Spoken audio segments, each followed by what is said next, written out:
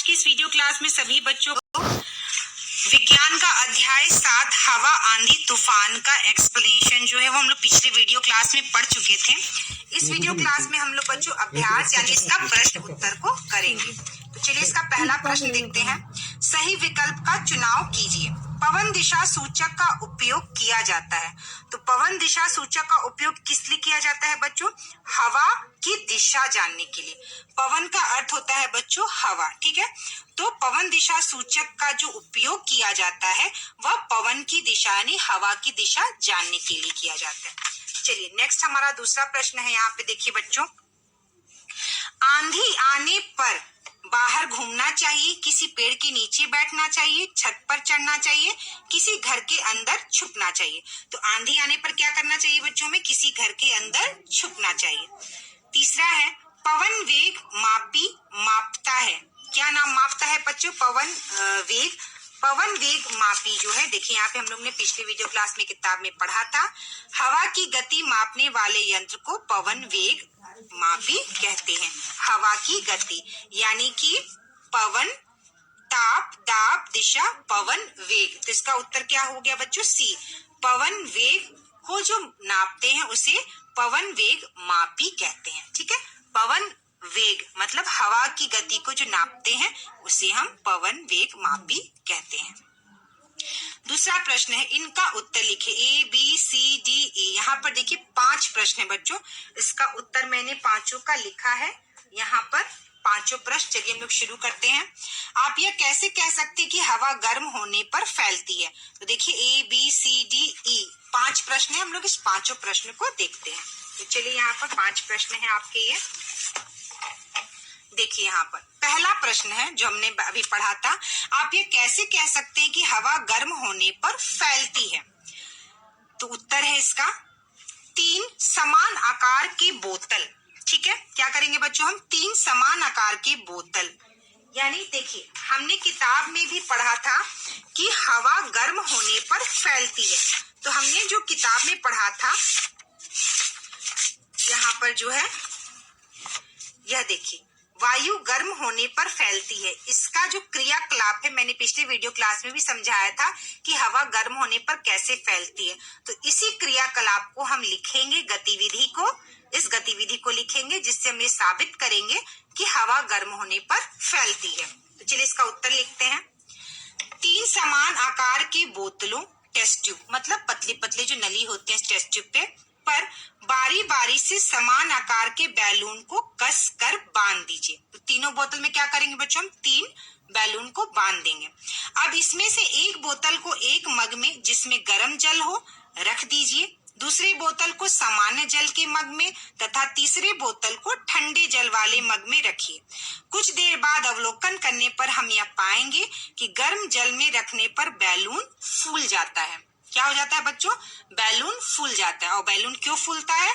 क्योंकि गर्म हवा ऊपर उठती है और वह बैलून फूल जाता है। तो इससे पता चलता है कि हवा गर्म होने पर फैलती है।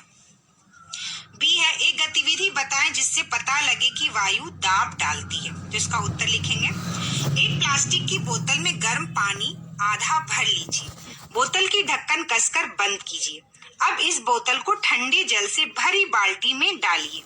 कुछ देर के बाद हम पाएंगे कि बोतल पिचक जाती है और यह वायु दाब के कारण होता है।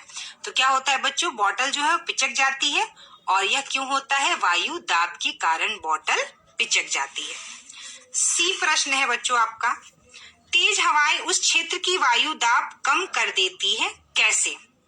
तो इसका उत्तर है, गर्म होकर हवा ऊपर की ओर उठती है और उस खाली स्थान को भरने के लिए तेज हवाएं वहां आने लगती है, ठीक है।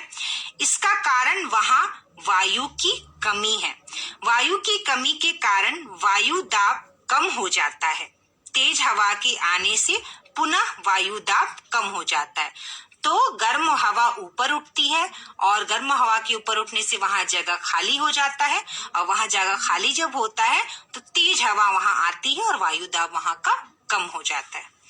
डी प्रश्न है, आंधी में कमजोर छप्पर क्यों उड़ जाते हैं? जिसका उत्तर लिखेंगे। आंधी में कमजोर छप्पर इसलिए उड़ जाते हैं क्योंकि आंधी के कारण छप्पर के ऊपरी क्षेत्र में वायु दाब घट जाता है और छप्पर के नीचे का वायु दाब ज्यादा होता है और वायु का दाब छप्पर के ऊपर कम होने से आंधी में छप्पर उड़ जाते हैं। तो सिंपल सा कारण है कि छप्पर के ऊपर वायु दाब कम होता है और जब तेज आंधी आती है तो वायु दाब वहां कम होने से और नीचे के वायु दाब ज्यादा होने से वह छप्पर उड़ जाते हैं कमजोर।